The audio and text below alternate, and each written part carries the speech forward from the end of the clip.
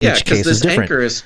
This anchor is trying to push him to say that if it was a black kid, it would have been different. Right.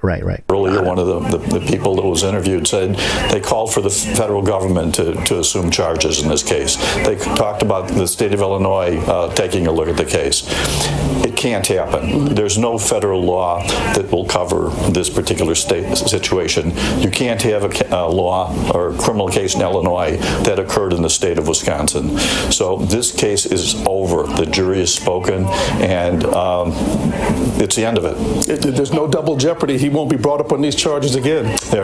Well, double jeopardy applies. He was found not guilty, and the Constitution of the United States says he cannot be tried again in this particular situation. When it's a state crime, it's a state murder. He was found not guilty, and that's how it's going to end. Speechless for a few more seconds. They couldn't respond to it with just anything. Completely speechless. Yeah. Now I'll read another little piece of this WAPO article because it applies to what you're mentioning here.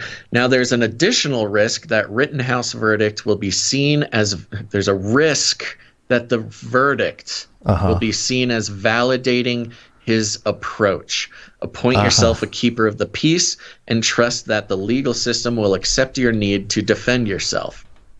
Okay. Listen to the subtleties of that. Yeah, that is very nuanced. Trust that there's a risk that the legal system, they consider it a risk over at the Washington Post, that the legal system will accept your need to defend yourself. I sure hope that the legal system accepts your need to defend yourself, Washington Post. You can see they just hate this idea that people would be able to defend themselves from being murdered in the streets by rioters. They hate the idea so much that they think it's a risk that people will take this as validation, that the legal system will accept your need to defend yourself. This is bizarre worldview building that they're trying to do here, and it's very sneaky, but it goes on. This overlaps with recent polling. Okay, so remember what I just said. This overlaps with recent polling from PRRI, in which 3 in 10 Republicans agreed with the idea that, quote, because things have gotten so far off track, true American patriots may have to resort to violence in order to save our country. This is regarding a poll about militias and civil war. They are equating... I'll go by with their words. They say that self-defense overlaps with 3 in 10 Republicans talking about joining militias and overthrowing the government. Can you see the mind trickery that they're doing here? This little bait and switch. Oh, you call it self-defense. We call it starting a civil war to overthrow the government. And it says here, the rhetorical line between self-defense and defending America is, for many, thin. Any situation in which the constraints on engaging in violence are loosened is worrisome. Oh, you mean like a Black Lives Matter protest? I was going to say. You're allowed to burn down police buildings? How about that, Washington Post? Are those the constraints engaging in violence that are loosened?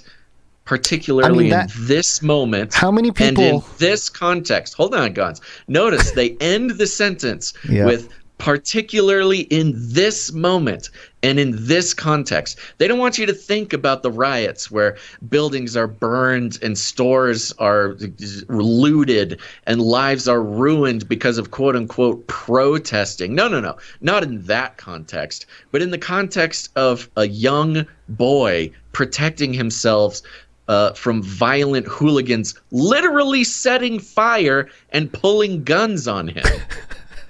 We could play that clip too. I was just going to mention, to add to what you just said there, this whole appoint yourself a keeper of the peace, that right there was exactly what drove the riots, the Black Lives Matter riots. Right. Is all these people appointing themselves as peacekeepers. They want to defund the police.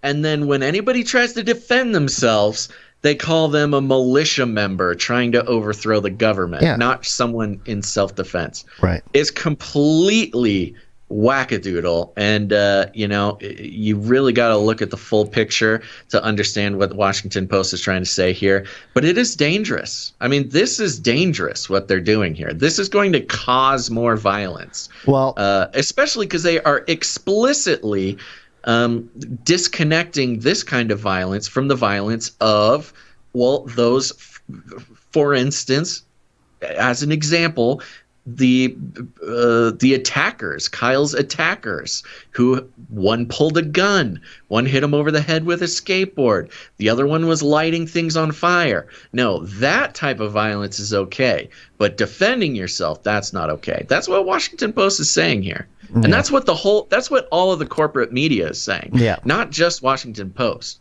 Yeah, that is the take here. And I think the aftermath violence stuff, we'll see how much momentum they can get out of it. I don't think they got the kind of initial response that they were hoping for, at least not for the breaking news at the courthouse and everything. In Kenosha? Yeah. I'm keeping an eye out. I haven't seen I know they have yet. to organize. They're scrambling to organize, which is kind of the vibe I get. Yeah, if any live streams or anything start popping up, send it to us on Twitter or something, and we can get it live on the show. Here's how many more clips do you got? Just one more. Oh, do you got my lawyer clip? No, actually that's in addition to that. So okay. Let me do this one quick here. A lot of people outraged that Kyle Rittenhouse was found not guilty on all 5 felony counts. Others very sympathetic and celebrating today, saying that the Constitution was upheld and his Second Amendment rights, and he in fact was protecting himself in self-defense, and he should not have been found guilty. And those 12 jurors, these 7 women and 5 men, agreed. And one thing, I want to go back to Irv Miller if we can, because there was 2 things. You said this is done. Well, there was 2 lingering things. People always are asking about the potential for an appeal, and there was so much talk about a mistrial and the judge being able to rule on that. Can you just touch on those 2 things? Can appeals happen in this case, and what about the opportunity for the judge to have that discretion on a mistrial? You cannot appeal to not guilty. Simple as that. Cannot be done. Only a guilty verdict can be appealed to a higher court. So that avenue is closed. When the jury came back and found him not guilty, that basically mooted, dismissed, got rid of any actions for mistrial. There cannot be the judge saying, okay, I'm declaring a mistrial and we're going to have another trial. There will not be another trial, either from an appeal or from a granting of a mistrial.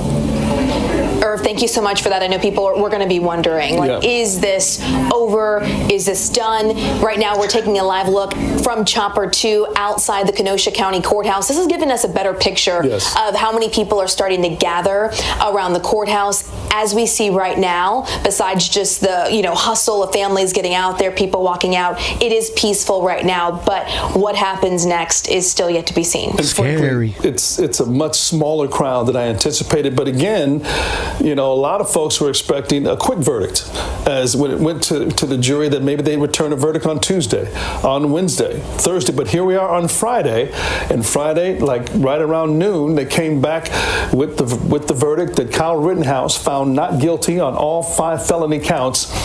It was facing first-degree reckless homicide, endangering safety, and the most serious charge of intentional homicide, which could have landed him in prison for life if he had been convicted. But as you said, Audrina and Irv Miller, Judge Bruce Schrader, Kyle Rittenhouse today is a free man.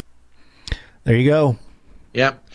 And it's interesting he mentioned the small crowd. It was been an incredible small crowd. I mean, for the most part, there's been like 40 people. Then I think what they're showing there from the helicopter is, maybe approaching 100, maybe. But I don't even think so. Yeah, no, I don't think so. I mean, I think we're looking at maybe 60 people, 60 just max. sort of standing around, and that includes 2 separate sort of factions. That's the Black Lives Matter faction and the whatever. I won't even put any labels on it. There's sort of the pro-Kyle and the anti-Kyle factions there. Yeah. Very interesting.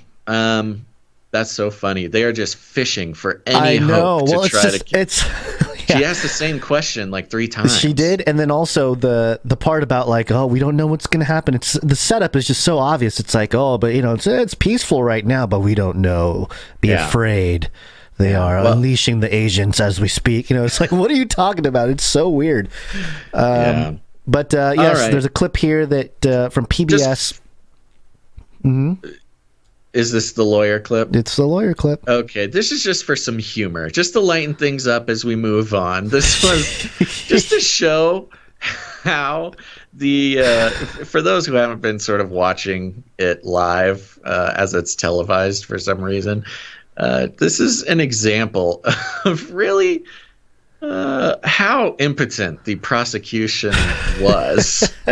And this is a clip of the prosecution lawyer who's there to convince the jury that Kyle did a bad thing and is a bad boy. And this is him talking about one of the rioters that Kyle shot. This is his reasoning why Kyle's a bad boy and the rioter was a good boy. He just happens to stumble into it. So what does he do that night? Oh, let me tell you all the awful things Joseph Rosenbaum did. He tipped over a porta potty that had no one in it. Oh. He swung a chain. He lit a metal garbage dumpster on fire. Oh, and there's this empty wooden flatbed trailer that they pulled out in the middle of the road, and they tipped it over to stop some bearcats, and they lit it on fire. No big deal. Oh, and he said some bad words. He said the N-word. What is up with that? That's the weirdest part. Where he's always said the N-word.